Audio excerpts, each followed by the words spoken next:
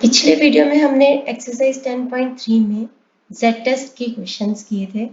Z test तब किया जाता है जब पॉपुलेशन स्टैंडर्ड डिविएशन दिया हो, जिसको कि हम सिग्मा से डिनोट करते हैं, और टी टेस्ट किया जाता है अगर आपको सैंपल स्टैंडर्ड डिविएशन दिया हो, जिसको कि हम एस से डिनोट करते हैं।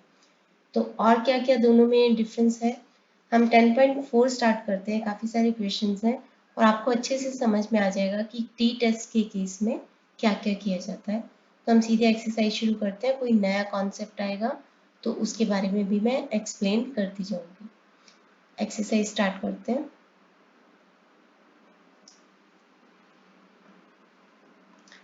फर्स्ट क्वेश्चन है, consider the following hypothesis test. Null hypothesis है mu greater than equal to 45 और अल्टरनेट हाइपोथेसिस है म्यू लेस देन 45। आपको दे रखा है यानी कि hypothesized value is 45। A sample of 36 is used, तो n is 36। Compute a range for the p value and state your conclusion for each of the following sample results. अगर ऐसे भी दिया हो कि p वैल्यू की रेंज निकालो, तो p वैल्यू की जो रेंज होती है वो टी टेस्ट में ही हो पाती है, तो इसीलिए हमें टी टेस्ट ही करना है। And sample results use alpha 0.01, x bar यानी सैंपल मीन आपको दे रखा है 44 और सैंपल स्टैंडर्ड डिविएशन दे रखा है 5.2। तो ये एक और इंडिकेशन कि आपको टी टेस्ट फॉलो करना है। तो टी टेस्ट निकालने के लिए जैसे z होता था टेस्ट स्टैटिस्टिक, अब यहाँ पे है t और इसका फॉर्मूला है x bar minus mu not upon sample standard deviation upon root of n। 44 minus 45 upon 5.2 upon root of 36। Root of 36 होता है 6। 44 माइनस 45 माइनस 1 इंटू 6 अपॉन में 5.2। तो यहाँ से हमारे पास t की वैल्यू आ जाएगी जो कि है -1.15। ये आ गई हमारे पास t की वैल्यू। तो t की वैल्यू नेगेटिव में आई है और हमें निकालना होता है, ये पहला स्टेप था। सेकंड स्टेप होता है हमें निकालना होता है डिग्री ऑफ फ्रीडम।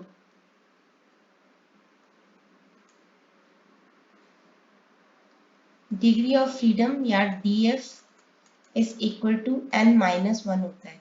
यहाँ पे n है 36, तो 36 माइनस 1 मतलब 35 हो जाएगा।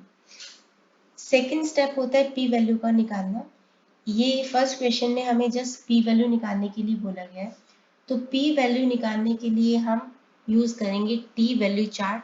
तो मैं आपको t वैल्यू चार्ट एक बार लेके चलती हूँ। t वैल्यू चार्ट क्या है, हमें क्या याद रखना है कि 35 डिग्री ऑफ फ्रीडम है और हमारा वैल्यू आई है 1.15। तो हम उसको आपको दिखाती हूँ मैं।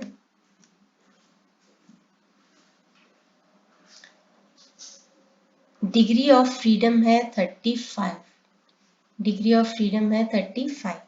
तो आपको ये दिख रहा होगा डिग्री ऑफ फ्रीडम 35 है और हमारी वैल्यू आई थी 1.15। तो आपको दिख रहा होगा 1.15 इन दो वैल्यूज के बीच में कहीं लाई करेगी। 0.852 एंड 1.306 इन दोनों के बीच में वैल्यू लाई करेगी। हमें जस्ट क्या देखना है कि ये किस एरिया के ऊपर है, 0.20 एंड 0.10। तो p वैल्यू कहाँ पे लाई कर रहा है, 0.10 से लेकर 0.20 के बीच में। तो इसको हम यूज करेंगे। हमने क्या किया, डिग्री ऑफ फ्रीडम 35 था, उसके सामने t की वैल्यू आई थी 1.15। ये जो वैल्यूज आपको दे रखे ये प्लस t के वैल्यू हैं, तो जो भी माइनस में आया था उसको हमने पॉजिटिव में कन्वर्ट करके 1.15 लाई कर रहा है इन दोनों वैल्यूज के बीच में, 0.852 एंड 1.306। तो इन दोनों वैल्यू के बीच में यानी कि 0.20 और 0.10 की एरिया के बीच में, तो p वैल्यू एरिया की रेंज होगी 0.10 से लेकर के 0.20। अब हम इसको लिख देते हैं यहाँ पे। तो p वैल्यू रेंज पहले हम लिखेंगे एक चीज आपको और नोट करनी है कि क्या ये वन टेल टेस्ट है या टू टेल टेस्ट है। तो ये वन टेल टेस्ट है। टू टेल टेस्ट में क्या होता है, equal to not equal to होता है, और वन टेल टेस्ट में ग्रेटर देन लेस देन होता है। तो ये वन टेल टेस्ट है।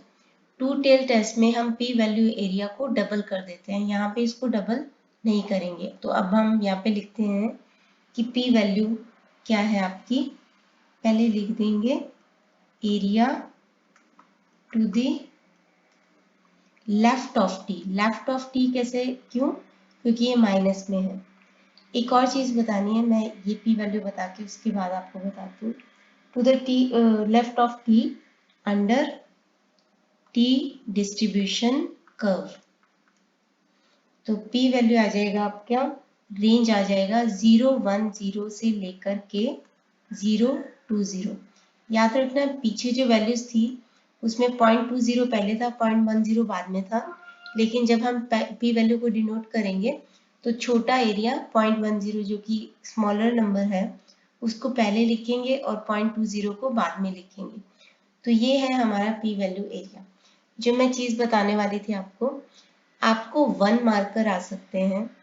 हालांकि हमें मैटर नहीं करता कि लेफ्ट टेल टेस्ट है कि टू टेल टेस्ट है, लेकिन 1 मार्कर में जब आपसे वो पूछेंगे कि टी की वैल्यू क्या है, अगर वो लेफ्ट टेल टेस्ट का मेंशन करेंगे तो टी के साथ माइनस लगाने हैं, और अगर राइट टेल टेस्ट होगा तो टी के साथ प्लस लगाना है।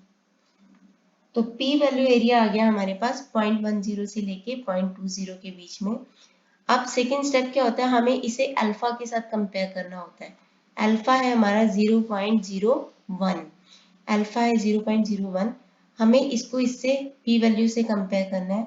आप देख पा रहे हो कि पी वैल्यू की जो छोटी वाली वैल्यू भी है, इनफैक्ट वो भी अल्फा से बड़ी है। पॉइंट के बाद देखा करो कंपेयर करने के लिए, पॉइंट के बाद ये 1 है ये 0 है, तो p value area is greater than alpha. और जब p value area greater than alpha होता है तो हम क्या करते हैं, do not reject null hypothesis. यह आ जाएगा हमारा फर्स्ट का आंसर। इसी का सेकंड पार्ट करते हैं। सेकंड पार्ट में है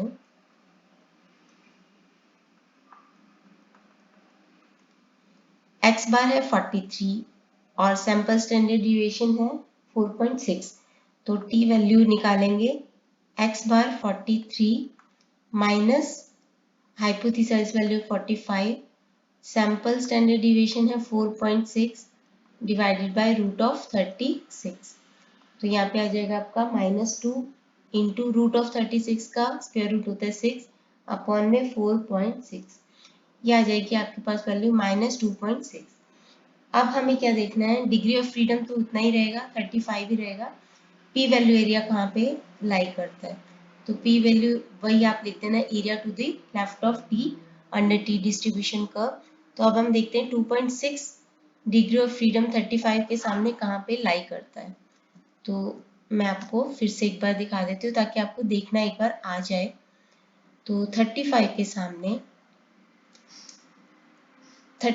के सामने ये थी वैल्यू 2.6, तो 2.6 हम देख लेते हैं, ये लाई कर रही है हमारी 0.01 और 2.16 है, 2.6 है, सॉरी 2.6 है। तो 2.4 एंड 2.7 इन दोनों के बीच में लाई कर रही है, यानी कि 0.01 एंड 0.005 के बीच में लाई कर रही है। तो हमारा एरिया आ जाएगा 0.005 एंड 0.01। तो इसको हम लिख देंगे। तो पी वैल्यू एरिया है 0.005, स्मॉलर नंबर है उसको पहले लिखेंगे, और पी वैल्यू 0.01 यहाँ पे लिखेंगे। अब हम इसको कंपेयर करते हैं अल्फा के साथ। तो ये अल्फा से एग्जैक्टली जो बड़े वाले वैल्यू है एग्जैक्टली इक्वल है। तो जब ऐसा होता है इस केस में कि इक्वल हो या लेस देन हो तो हमें उसको रिजेक्ट करना होता है। इक्वल या लेस देन अल्फा हो तो हम रिजेक्ट करते हैं, ग्रेटर देन अल्फा हो तो हम do not reject null hypothesis करते हैं। तो ये था हमारा क्वेश्चन नंबर 1। आई होप आपको समझा होगा। अब हम बढ़ते हैं क्वेश्चन नंबर 2 की तरफ। सेकंड है consider the following hypothesis test. तो इसमें से मैं इसका फर्स्ट पार्ट कर रही हूँ। आपको म्यू नॉट यानी hypothesised value of population mean they रखा है 10, 100। अ सैंपल ऑफ 65 इज यूज यानी n है आपका 65। Compute a range for the p value and state your conclusion. Alpha है 0.05, x बार है 103 और सैंपल स्टैंडर्ड डिविएशन है 11.5। तो t टेस्ट स्टैटिस्टिक्स यहाँ पे आ जाएगा आपके पास 103 minus 100 upon 11.5 divided by root of n है आपका 65, 311.5। तो 65 का स्क्वायर रूट एक बार मैं आपको बता देती हूँ कि कैसे निकालना है। 65 का स्क्वायर रूट, जब भी स्क्वायर रूट निकालते हैं तो हम पेयर करते हैं। जैसे ये 65 है तो इसका पेयर कर दिया। मान लीजिए 165 होता तब हम क्या करते, तब हम 65 का पेयर बनाते और 1 के साथ यहाँ पे 0 लगा देते, तो ये पेयरिंग हो जाती। अब है हमें देखना है कि 65 किस नंबर को खुद से मल्टीप्लाई करने से आएगा। 8 8 जा 64, 9 9 जा 81 हो जाएगा जो कि बड़ा नंबर हो जाएगा, तो हम लेंगे 8। तो 8 8 जा 64 माइनस कर दो 1, थोड़ा और 2 डेसिमल प्लेसेस तक लेके आते हैं। एक और पेयरिंग की डबल जीरो की, हमेशा दो नंबर्स का पेयर बनाना है। 0 0 नीचे लेके आए, 8 प्लस 8 16 होता है। अब यहाँ पे एक ऐसा नंबर लेना है कि वो 100 से छोटा हो या तो 100 के इक्वल हो।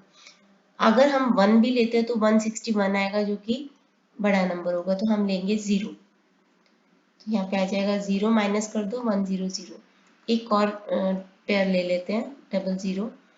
अब यहाँ पे है 160, ठीक है 160 है यहाँ पे, तो हम इसको करते हैं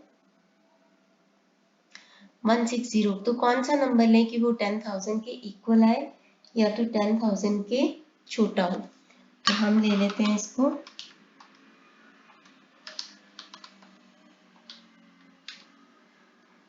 6 या 7 लेके देखते हैं। तो 7 लेंगे अगर, तो 1607 को 7 से मल्टीप्लाई किया तो आएगा 11,249 जो कि बड़ा नंबर हो जाएगा। हाँ 6 लेंगे, अगर 6 लेंगे तो यहाँ पे आ जाएगा 9636, तो आ जाएगा 364। हमें नेक्स्ट स्टेप में देखना होता है कि क्या रिमाइंडर डिवाइजर के हाफ से बड़ा है। तो नहीं, हाफ से बड़ा नहीं है, इसका हाफ आएगा 803 जो उससे कहीं छोटा है। तो हमारा स्क्वायर रूट कितना आ जाएगा 8.06। अगर आपको प्रॉपरली स्क्वायर रूट सीखना है तो इसी चैनल पे स्क्वायर रूट निकालने का डेसिमल नंबर और दूसरे नंबर का भी फॉर्मूला दे रखा है। छोटा सा वीडियो है जिसमें आपको सिखाया गया, तो आप उसको देख सकते हो। तो t की वैल्यू आ जाएगी हमारे पास इधर 2.1, तो t की वैल्यू आ गई 2.1। अब हमें कैलकुलेट करना है p वैल्यू एरिया। तो p वैल्यू एरिया क्या होगा, area to the right of t curve under t distribution curve. तो हम देखते हैं कि 2.1 कहाँ आ रहा है। डिग्री ऑफ फ्रीडम क्या है n-1 यानी कि 64, 65 माइनस 1 मतलब 64। तो 64 के सामने देखते हैं कि 2.1 कहाँ आ रहा है। 64 के सामने ये है 64, 2.1 का आ रहा है, तो 2.1 इन दोनों नंबर के बीच में आ रहा है। तो इनका एरिया देख लेते हैं, ये है 0.15 एंड 0.01, 0.15 एंड 0.01, ये रहा 0.01 एंड 0.015। थोड़ी सी ब्लर्ड पिक्चर आ गई है। तो ये एरिया है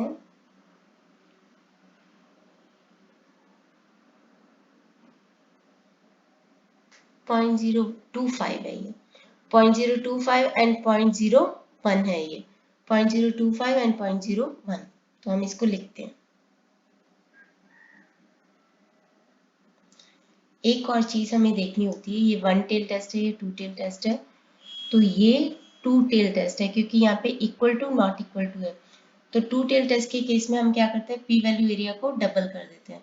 तो यहाँ पे लिख देंगे double area to the right of the t under t distribution curve. तो 2, ये हमारा एरिया कहाँ पे आया था, या था 0.01 को पहले लिखेंगे, 0.01 से लेकर के 0.025 इनके बीच में आया था। हमें इनको डबल करना है क्योंकि ये 2 टेल टेस्ट है। तो p वैल्यू कितनी होगी, 0.02 से लेकर 0.01 का डबल किया, 0.025 का डबल किया तो 0.05 तक इनके बीच में होगी। अब हम इसको कंपेयर करेंगे अल्फा के साथ। अल्फा के साथ कंपेयर करो, p वैल्यू की जो बड़े वाली वैल्यू है वो अल्फा के एकदम एग्जैक्टली इक्वल है। तो मैंने आपको बताया कि p वैल्यू अगर लेस देन और इक्वल टू अल्फा होता है तो हम क्या करते हैं, रिजेक्ट नल हाइपोथेसिस। तो हम इसको रिजेक्ट कर देंगे। आई होप आपको वैल्यूज देखना आ गया। अब हम क्वेश्चन सॉल्व करने पे ध्यान देंगे। ऐसे इसका सेकंड पार्ट करना है। आगे बढ़ते हैं। Third, consider the following hypothesis test. तो यहाँ पे आपको दे रखा है हाइपोथेसाइज वैल्यू है 238, सैंपल ऑफ 100, मतलब n is equal to 100, sample mean is 231 and sample standard deviation is 80। तो compute the value of test statistic, क्योंकि ये sample standard deviation है, सॉरी, तो t की वैल्यू निकालेंगे, t टेस्ट होगा ये। तो x bar minus mu not upon sample standard deviation upon root of n, 231 minus 238 upon 80 upon root of 100, T आ जाएगा आपके पास -7 इंटू 100 का स्क्वायर रूट होता है 10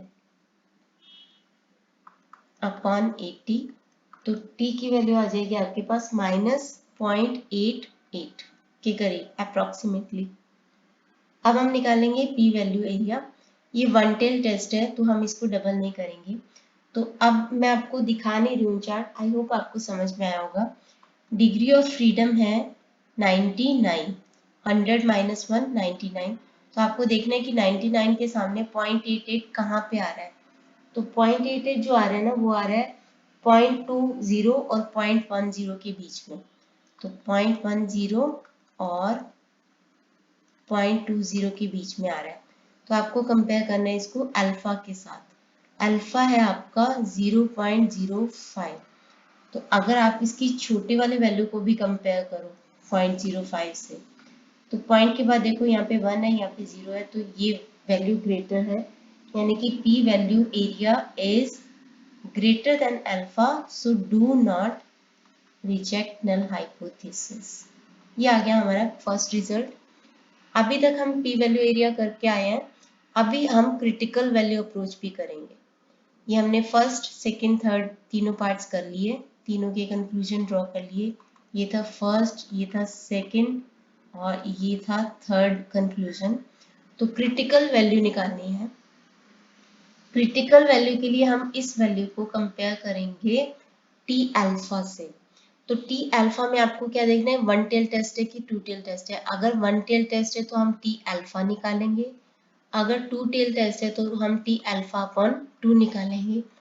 तो ये 1 टेल टेस्ट है तो हम टी अल्फा निकालने वाले हैं। तो टी अल्फा मतलब t.05। मुझे आपको फिर से दिखानी है वैल्यू टी अल्फा, यानी t.05 देखने के लिए हमें फिर से टी वैल्यू चार्ट देखना पड़ेगा। हमें ध्यान देना है डिग्री ऑफ फ्रीडम की तरफ। डिग्री ऑफ फ्रीडम 99 के सामने 0.05 के नीचे वाली वैल्यू कौन सी है वो हमें देखनी है।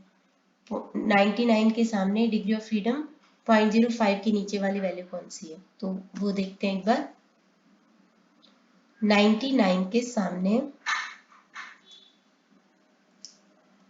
0.05 के नीचे वाली वैल्यू है 1.66 तो हम इसको लिखते हैं।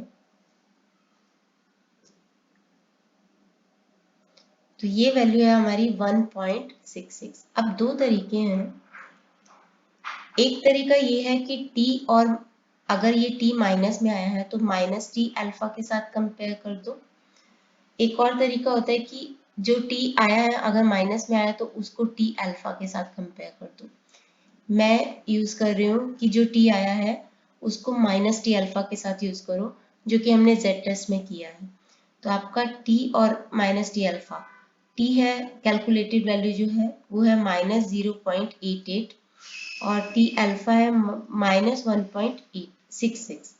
अब आप इसकी तरफ देखना, ये है आपका -1.66, ये आपका रिजेक्शन एरिया। जहाँ पे टी अल्फा होता है वहाँ पे रिजेक्शन एरिया होता है। -0.88 कहाँ पे होगा? इसके राइट पे होगा, क्योंकि जैसे जैसे हम लेफ्ट की तरफ जाते हैं वैसे वैसे नंबर और छोटे होते जाते हैं। तो -0.88 छोटा है 1.66 से, तो ये रिजेक्शन एरिया में नहीं आ रहा। रिजेक्शन एरिया में नहीं आ रहा तो that means do not reject since t calculated value is less than minus t alpha, so do not reject null hypothesis। आगे बढ़ते हैं। फोर्थ क्वेश्चन,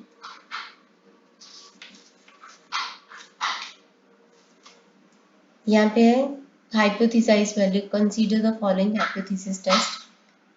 तो हाइपोथेसाइज वैल्यू है 3530, सैंपल ऑफ 92 यानी n is equal to 92, x bar is 3740, sample standard deviation is 810, alpha is 0.01। तो compute the value of test statistic, क्योंकि sample standard deviation है तो t आएगा x bar minus mu not upon में sample standard deviation upon root of n। Values put करेंगे।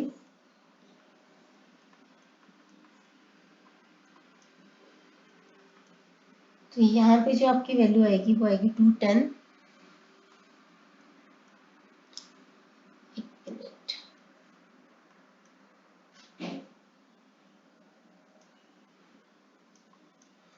810 upon root of 92।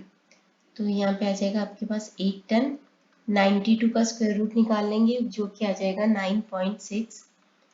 तो यहाँ पे जो t वैल्यू आई है वो है 2.49 और पॉजिटिव वैल्यू आई है। अब आप लिखोगे कि p वैल्यू, क्योंकि ये पॉजिटिव वैल्यू है तो area to the right of t under the t distribution curve. अब हम देखेंगे कि 2.49 कहाँ लाई करता है।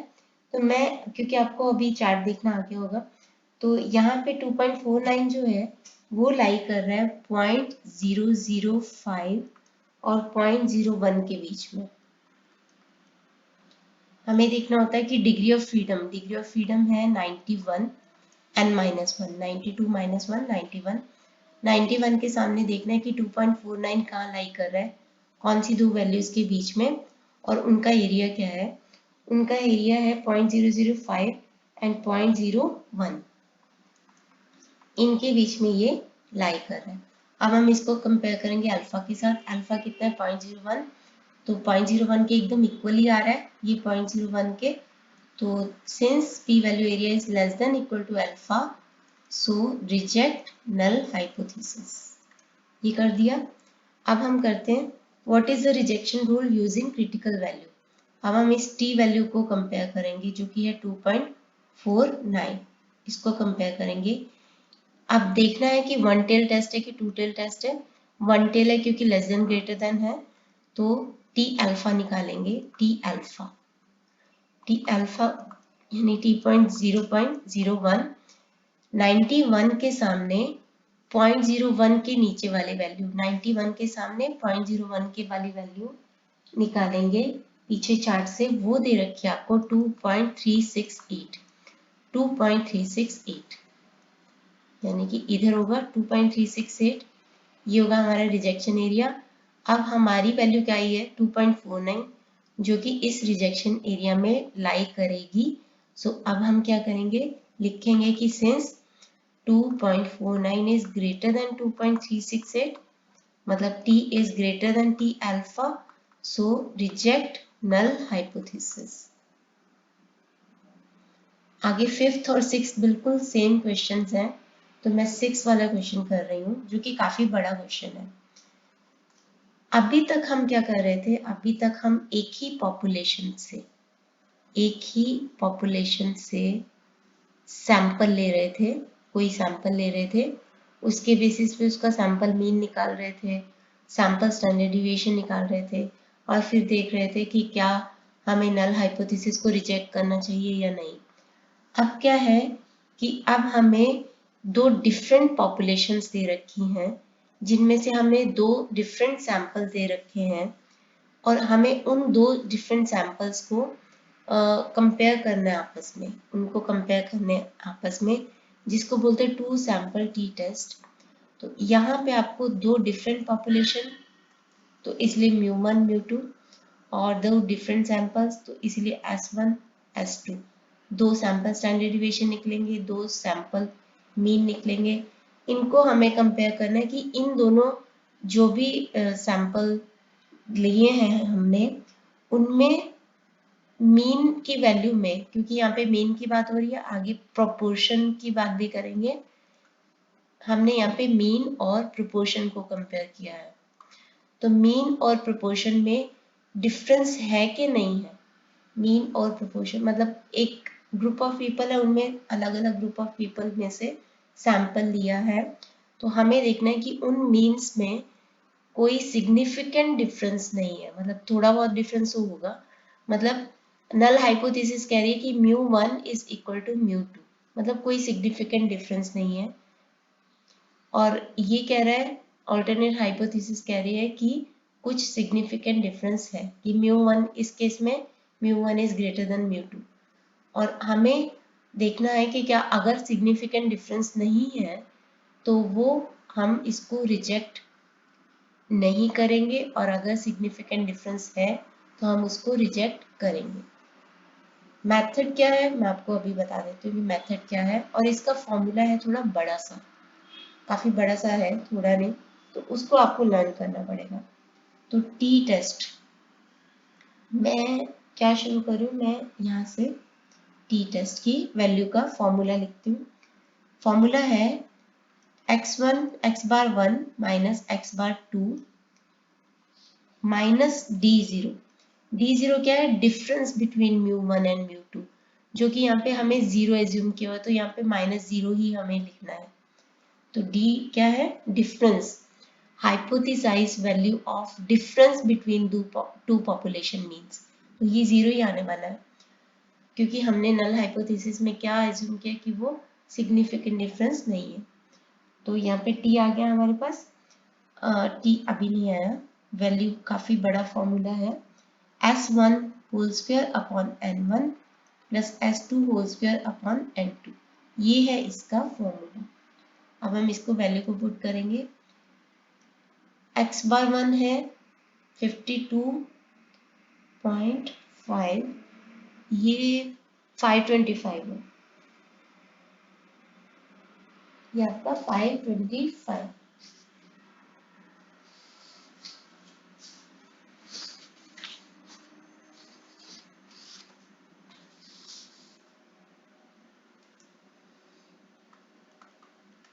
-487 अपॉन में सैंपल स्टैंडर्ड डिवीजन, पहले वाले का है 57.5,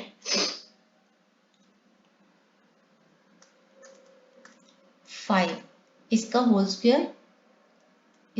स्क्वायर अपॉन n1 जो कि है 16 प्लस S2 यानी 49.5 का होल स्क्वायर अपॉन N2 है आपका 12, तो यहाँ पे ये बड़ा सा फॉर्मूला है। तो 525 माइनस 487 38, नीचे ये जो वैल्यू आई है तो नीचे जो वैल्यू आई है उसका है आपका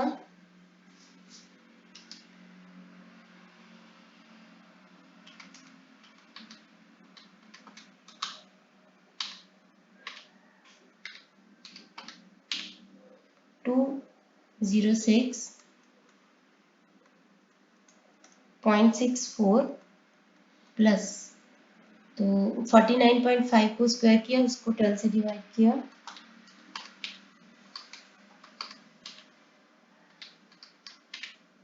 204.19 और फिर इस सारे का स्क्वायर रूट कर दिया।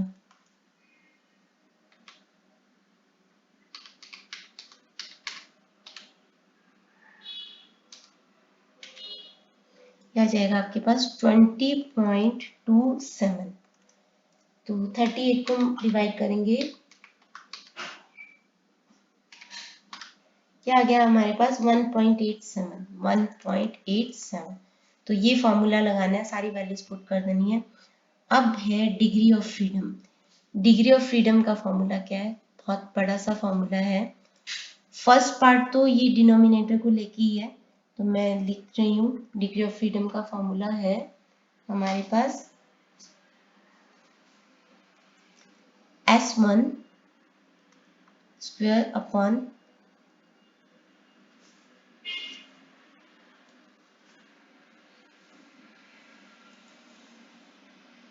N1 plus S2 square upon N2 whole square. आप इसको इस तरीके से याद कर सकते हो कि नीचे इसका स्क्वायर रूट लिया हुआ है और ऊपर डिग्री ऑफ फ्रीडम निकालते टाइम इसका होल स्क्वायर लिया हुआ है। मतलब इसी यही दो वैल्यूज हैं, इनमें को प्लस करके इसका होल स्क्वायर लिया हुआ है। और नीचे यहाँ पे है 1/n-1, n1 माइनस 1, 1/n1 - 1 और फिर से यही वैल्यू लिखी हुई है और इसका स्क्वायर लिया हुआ है, S1 स्क्वायर अपॉन N1 इसका whole square plus 1/n2 - 1 S2 square और N2 इसका होल स्क्वायर, ऐसे करके लिया हुआ है। तो अब हम डिग्री ऑफ फ्रीडम निकालते हैं। मैं यहाँ पे निकाल रही हूँ। तो ये आपका ये जो वैल्यूज आपने यहाँ पे स्क्वायर रूट में ली हैं एक्चुअली, तो इसका हमने यहाँ पे स्क्वायर रूट निकाल दिया था। यहाँ पे इसका स्क्वायर रूट नहीं करना, इसको प्लस कर देना है। तो 2 प्लस करके इसका स्क्वायर कर देना है, 64 प्लस 204.19 इसका होल स्क्वायर। आई होप आपको ये समझ में आ रहा है। ये जो हमने स्क्वायर रूट लिया था, स्क्वायर रूट की बजाय इसका स्क्वायर कर देना है। और नीचे हम वैल्यूज लेंगे 1/15, क्योंकि आपका n1 है 16, 16 - 1 15। और यहाँ पे फिर से ये वैल्यू, ये जो हमने निकाला था, आई थिंक मुझे लिख लेना चाहिए था, एक्चुअली लिखा है ये 206.64 प्लस 1/n2 - 1, n2 - 1 मतलब 12 - 1 11 और दूसरे का 204.19। तो इस सारे को सॉल्व करने के बाद जो हमारी डिग्री ऑफ फ्रीडम आएगी वो आएगी 25.06। हम इसको राउंड अप या राउंड डाउन कर लेते हैं। राउंड डाउन करेंगे 25, तो 25 ले लेते हैं। बाकी का सारा प्रोसीजर सेम ही है। हमें 25 के सामने देखना है कि 1.87 कहाँ आ रहा है। 25 के सामने देखो कि 1.87 कहाँ आ रहा है। तो यहाँ से देखेंगे 25 के सामने 1.87 आपको देखना है। ये दो वैल्यू के बीच में आ रहा है, यानी कि 0.05 और 0.025 के बीच में आ रहा है। 0.05 और 0.025 के बीच में आ रहा है। तो हम इसको लिख लेते हैं 0.05 एंड 0.025 के बीच में।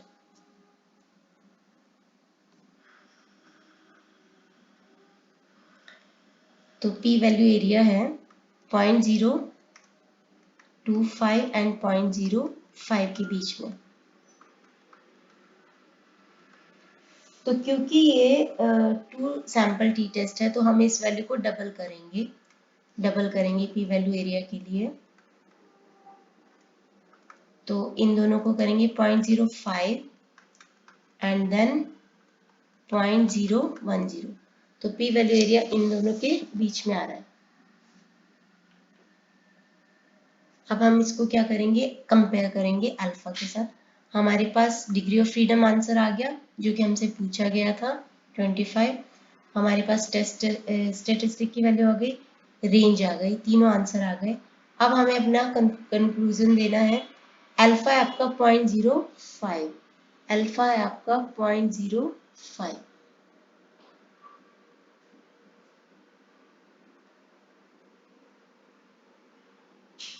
एक मिनट, ये वन टेल टेस्ट तो है नहीं, टू टेल टेस्ट नहीं है ये वन टेल टेस्ट है, क्योंकि इसमें इक्वल टू नहीं है।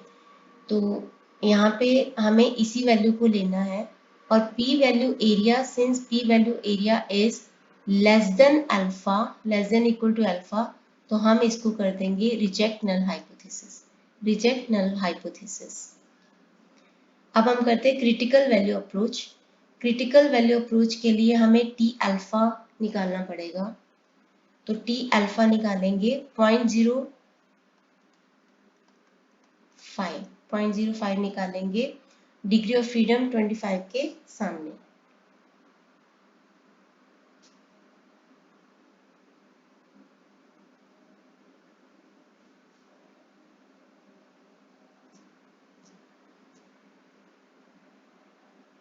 ट्वेंटी फाइव के सामने 0.05, तो 25 के सामने 0.05 की वैल्यू क्या आ रही है, 1.708, 1.708। तो यहाँ पे हमारी वैल्यू आ रही है 1.708। हमारा रिजेक्शन एरिया होगा जहाँ पे 1.708 है, तो ये हो गया हमारा रिजेक्शन एरिया। अब हमारी जो वैल्यू है टी कैलकुलेटेड वैल्यू 1.87 यहाँ पे आ रही है, 1.87 जो कि रिजेक्शन एरिया में आ रही है। सो दैट मीन्स, क्योंकि since t calculated value is greater than t alpha, so reject null hypothesis, reject null hypothesis.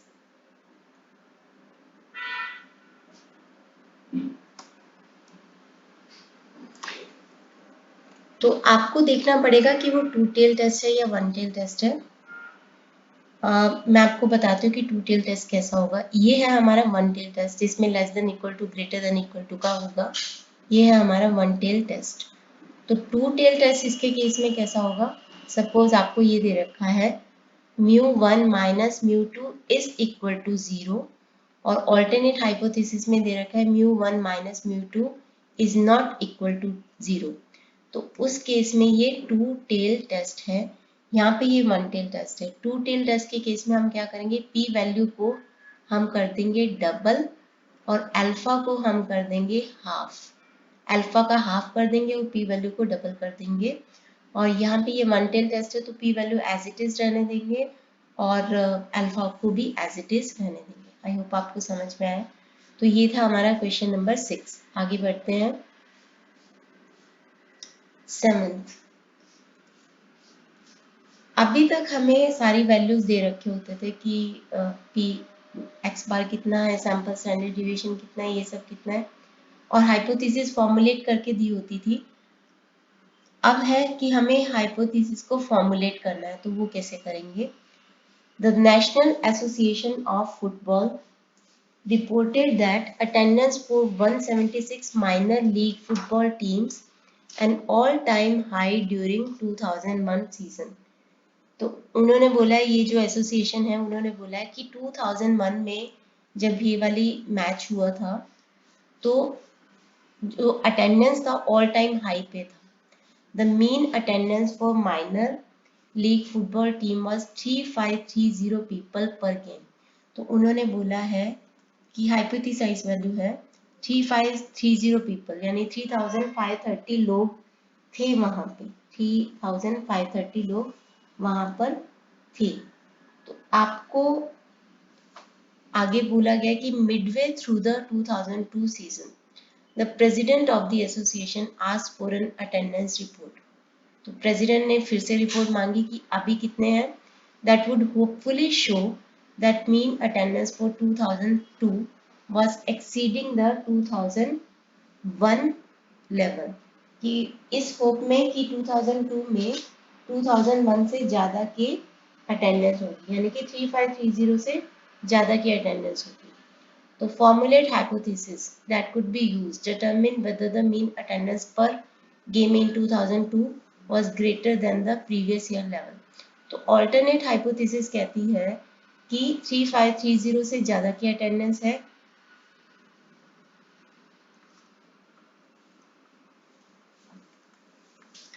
अगर ये ऐसा है तो नल हाइपोथेसिस क्या होगी कि म्यू क्या है आपका लेस देन इक्वल टू 3530। तो ये हो गई आपकी formulate null hypothesis. Null hypothesis आपकी फॉर्मुलेट हो गई है कि नल हाइपोथेसिस कहते हैं कि mu is less than equal to 3530 और ऑल्टरनेट हाइपोथेसिस कहती है कि 3530 हम उस चीज़ को चैलेंज कर रहे हैं कि 2002 में अटेंडेंस 3530 से मीन जो वैल्यू थी हाइपोथेसाइज वैल्यू थी उससे ज़्यादा है। तो ये हो गई आपकी नल हाइपोथेसिस। अब हमने फॉर्मुलेट कर ली है तो अब हम वैल्यूज लिख देते हैं कि वैल्यूज क्या क्या हैं। तो वैल्यूज हैं आपकी, मैं यहाँ पे लिख रही हूँ x bar. A sample of 92 league football teams played during the first half of the 2002 season showed a mean attendance of 3740 people per game। तो आपका x बार है 3740। 92 पीपल का सैंपल लिया गया तो टीम्स का, तो n है आपका 92, n है आपका 92 with a sample standard deviation of 810। तो सैंपल स्टैंडर्ड डिविएशन आपका 810। अल्फा आपका 0.01, अल्फा है आपका 0.01।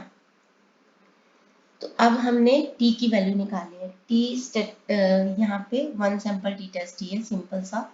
तो x bar minus mu not upon sample standard deviation upon root of n।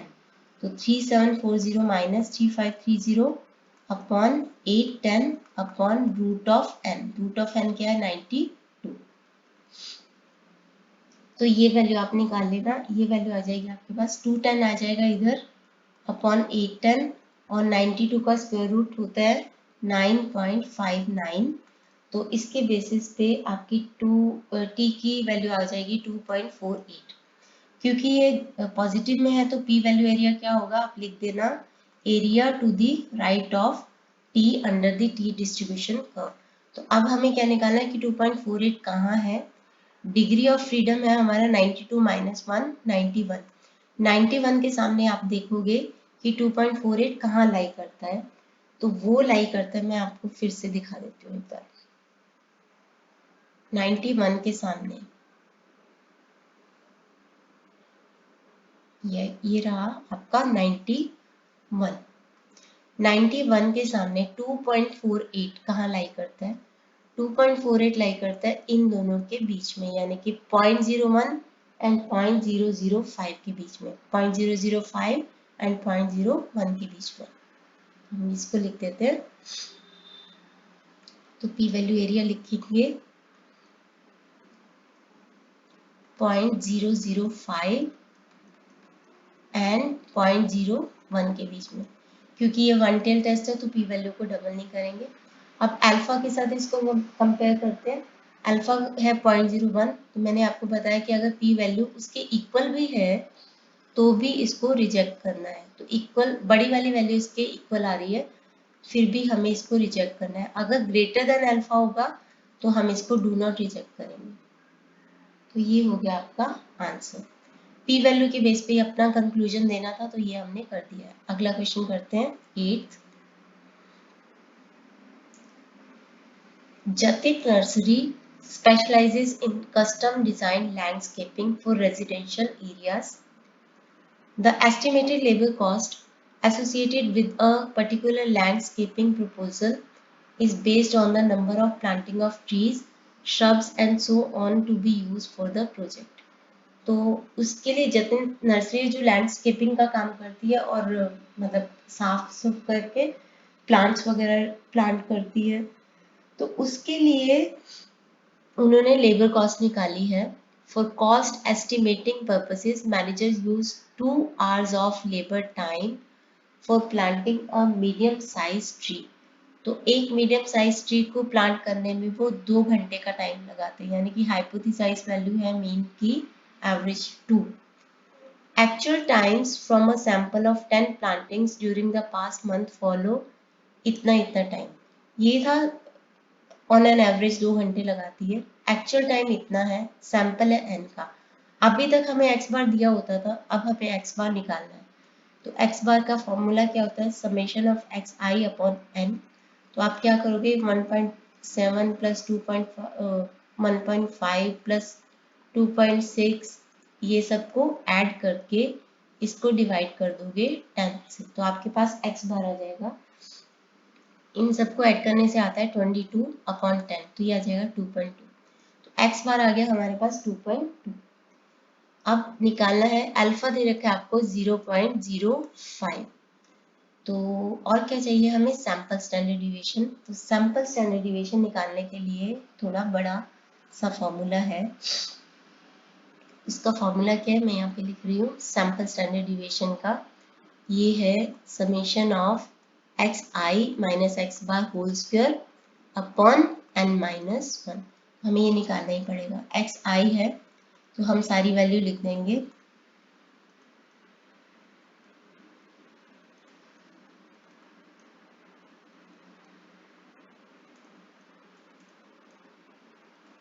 और एक्स बार कितना आया आपका, ये आया 2.2।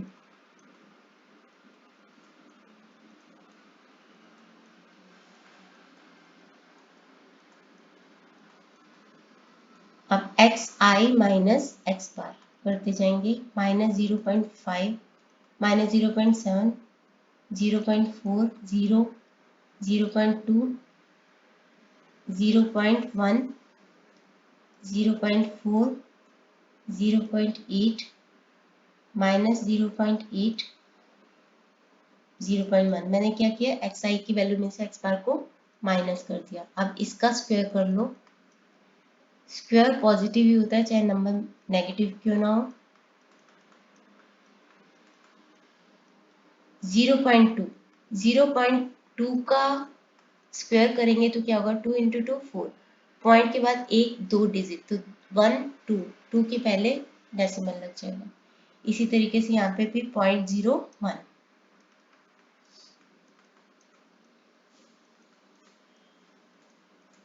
इसका जो टोटल आएगा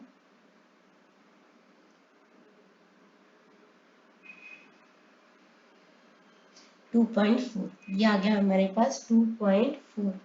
2.4 तो यहाँ पे पुट करेंगे इसको 2.4 अपॉन n है आपका 10 10 माइनस 1 9। तो 2.4 को 9 से डिवाइड करेंगे, फिर उसका स्क्वायर रूट लेंगे। ये आएगा आपके पास 0.2667 और इसका स्क्वायर रूट लेंगे तो आएगा 0.52। तो आपका सैंपल स्टैंडर्ड डिविएशन कितना आ गया, 0.52 आ गया आपके पास। अब हम पी वैल्यू एरिया निकालते हैं। पहले तो टी टेस्ट स्टेटिस्टिक निकालते हैं। एक्स बार, यहाँ पे स्पेस थोड़ा कम रहेगी, मैं इसको ब्लू पेन से कर रही हूँ अभी। एक्स बार माइनस टी की वैल्यू निकालेंगे, x bar minus mu not upon sample standard deviation upon root of n. 2.2 minus 2 upon 0.52 upon root of 10। ये आ जाएगा हमारे पास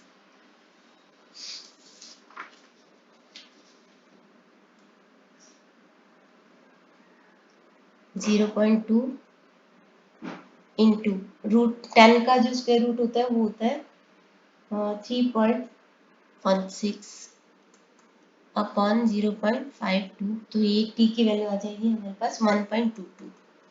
पी वैल्यू एरिया निकालेंगे, आपको देखना क्या है, 1.22 डिग्री ऑफ फ्रीडम है 10 माइनस 1 यानी कि 9। 9 के सामने 1.22 कहाँ पे लाई कर रहा है, तो area to the right of T.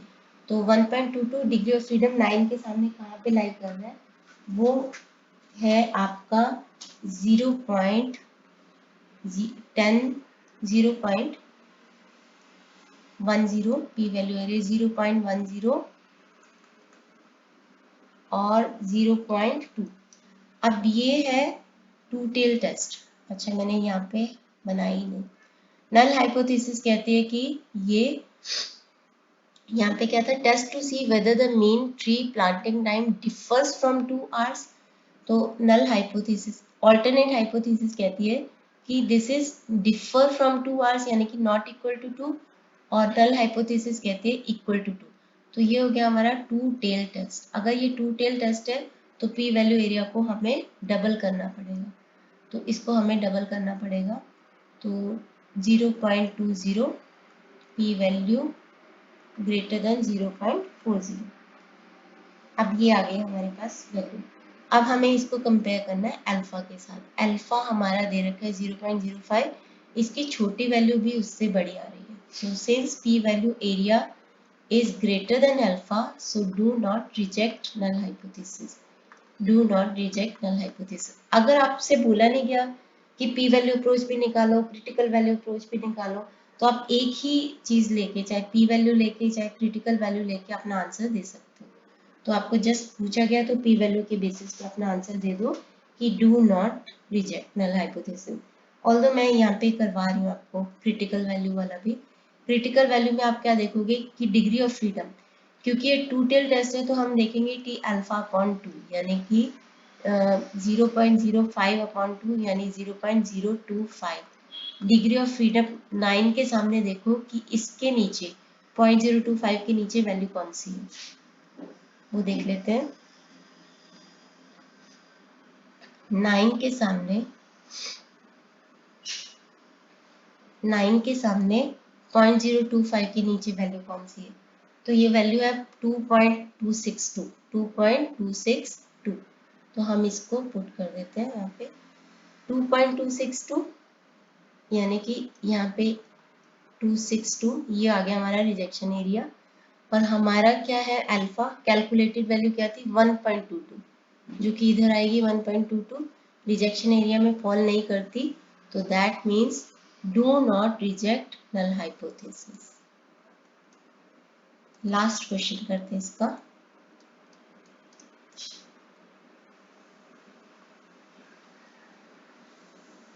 अच्छा, इसमें बोला गया था कि क्रिटिकल वैल्यू निकालो, नहीं बोला।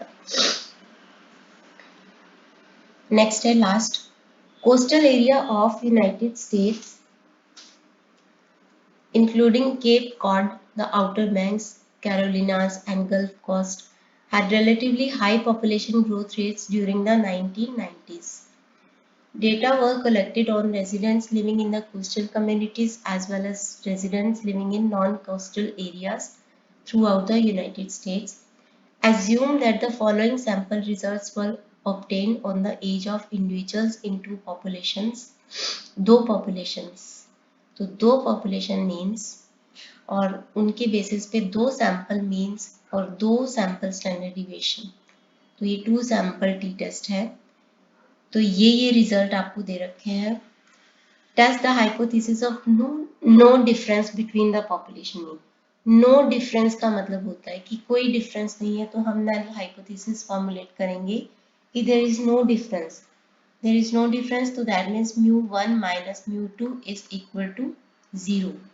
या फिर आप इसको ऐसे भी बोल सकते हो कि mu1 is equal to mu2। और alternate hypothesis क्या कहती है कि there is a difference यानी कि this is not equal to 0। तो ये कौन सा टेस्ट हो जाएगा आपका टू टेल टेस्ट हो जाएगा, आपका टू टेल टेस्ट हो जाएगा। टी की वैल्यू निकालेंगे। मैं ये सारी वैल्यूज यहाँ पे लिख रही हूँ ताकि हम थोड़ा सा इसको साफ से प्रॉपर्ली कर पाए इसको क्वेश्चन को। तो टी टेस्ट की वैल्यू निकालेंगे। टी टेस्ट की वैल्यू निकालने के लिए हम x बार 1 माइनस एक्स बार 2 माइनस डी, जो कि डिफरेंस 0 है अभी यहाँ पे, तो नहीं भी लिखो तो चलता है, अपॉन वही वाला फॉर्मूला लिख देंगे। Formula s1 whole square n1 plus s2 whole square upon n2। ये फॉर्मूला लिख के हम टी की वैल्यू कैलकुलेट करेंगे। तो ये 39.3 माइनस 35.4 अपॉन s1 स्क्वायर है आपका 16.8 का square upon n1 plus s2 2 का स्क्वायर अपॉन ये आ जाएगा आपके पास n2 कितना है 175। तो टी की वैल्यू निकाल लेंगे। यहाँ पे आ गया हमारे पास 3.9 और यहाँ पे आ जाएगा हमारे पास 1.8816 प्लस 1.3202, फिर से 3.9, यहाँ पे आ जाएगा 3.2018, अब फिर से 3.9 upon 1.79 is equal to 2.18। Calculation ही टफ है इसमें, और कुछ नहीं है। फॉर्मूला याद करना पड़ेगा, रट्टा लगाना पड़ेगा। डिग्री ऑफ फ्रीडम, तो डिग्री ऑफ फ्रीडम का फॉर्मूले में ये स्क्वायर रूट करने की बजाय ना इसका स्क्वायर कर दो, ऐसे याद कर लो आप।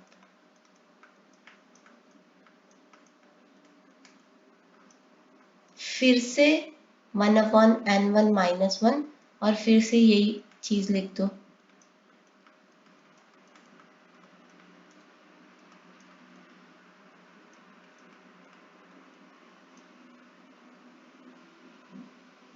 अब डिग्री ऑफ फ्रीडम निकालने के लिए ये जो दो वैल्यूज है इसको तो हम यूज कर ही सकते हैं, तो इसको यूज कर लेते हैं।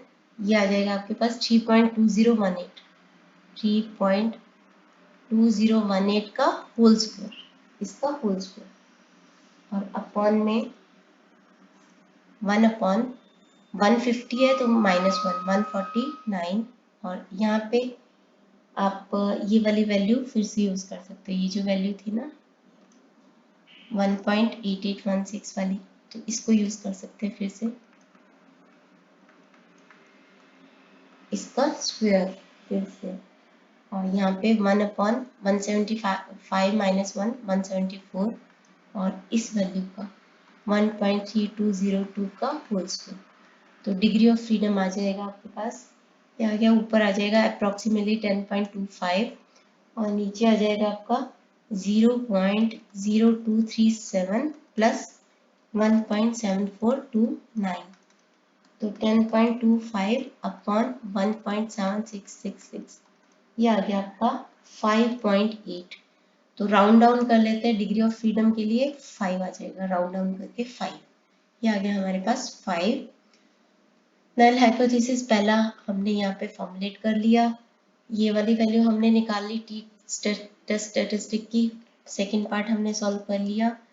पी वैल्यू, तो पी वैल्यू के लिए क्या देखते हैं, 5 के सामने देखते हैं कि 2.18 कहाँ पे लाई करता है, तो पी वैल्यू, ये याद रखना ये टू टेल टेस्ट है तो हमें पी वैल्यू को डबल करना है, तो 2.18 कहाँ लाई करता है, 5 के सामने, 2.18 कहाँ लाई करता है, 5 के सामने, ये रहा हमारा 5, 2.18 इन दोनों के बीच में, 2.18, 0.05 और 0.025 के बीच में, इसका डबल कर देना हमें, तो पी वैल्यू एरिया निकालेंगे, डबल ऑफ 0.025 से लेके 0.05 के बीच में, तो डबल करेंगे तो कितना आ जाएगा 0.05, पी वैल्यू 0.010। अब इसको कंपेयर करेंगे अल्फा के साथ, अल्फा है हमारे पास, अल्फा है 0.05, तो ये, हाँ, जो पी वैल्यू एरिया है, एग्जैक्ट पी वैल्यू एरिया निकालते हैं क्योंकि आपके आंसर में दिया हुआ है। एग्जैक्ट पी वैल्यू एरिया कैसे निकालोगे, 0.05 plus 0.010 divided by 2,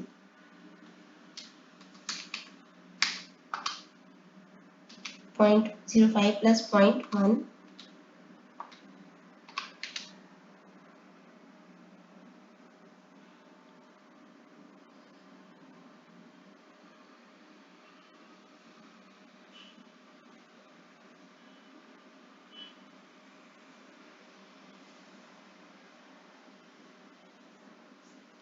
Reject null hypothesis means ages differ। एक मिनट, यहाँ पे मैंने वैल्यू कैलकुलेट गलत की है क्या, 0.02 एंड 0.05 आ रहा है, हाँ इन्होंने इसको 0.5 को 0.2 बना दिया, तो यहाँ पे आ रहा है आपका 0.2 एंड 0.5, और हमारा अल्फा है 0.05, तो करेक्ट है ना, क्योंकि ये इससे इक्वल भी होता है तो भी हम रिजेक्ट करते हैं।